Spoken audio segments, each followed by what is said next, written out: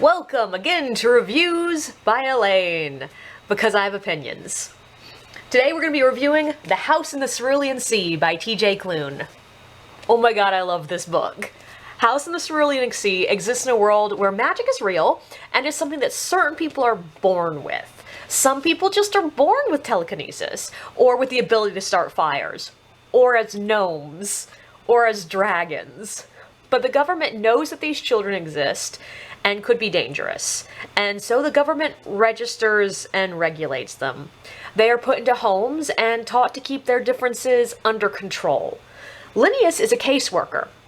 His job is to visit homes and make sure that the children are safe and are being educated the way that the government wants them to be, and the home is following the regulations, and that everything is under control. And he likes his job. He believes in his job. He believes that he is helping the world by keeping these children safe, and that he's giving them the opportunity at life. And then he is sent to a home unlike any he has ever visited before. These children aren't just normal magic children. These kids could end the fucking world. He is sent because the government is nervous that the man who runs this particular home may not be controlling the kids well enough. Linnaeus will spend a couple of weeks on the small island where the home is in isolation, evaluating, interviewing, and learning about the children. But he might just learn a bit too much about the humanity in these inhuman children, and the inhumanity in the way the system treats them. This book is also just one of the sweetest books I have ever read. It's rather stylized, so much so that when I first started reading it, I actually felt that it was sort of written in a style for children, but everything is just a little bit over the top and ridiculous. Linnaeus is not just a sort of grayish character, he's the grayest gray ever.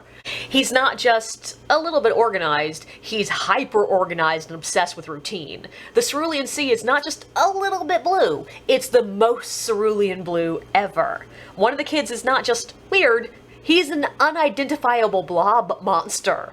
But Klune does a fabulous job of sliding humanity into every word, every action, every moment.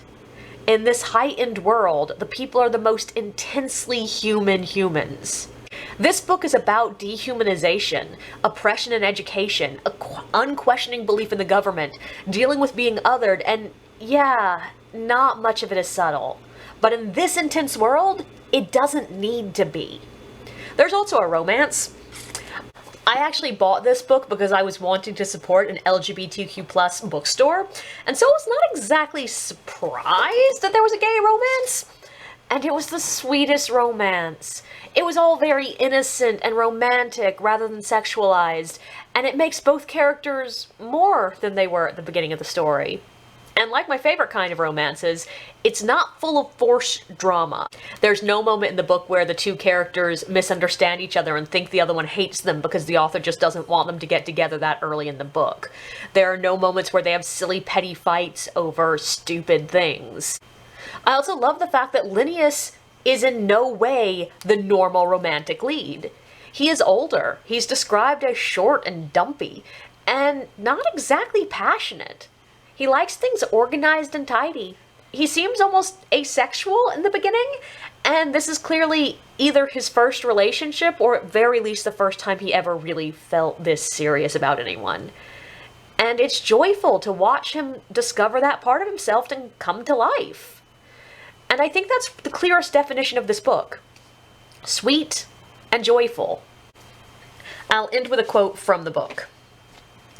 "Hate is loud, but I think that you'll learn it's because it's only a few people shouting, desperate to be heard."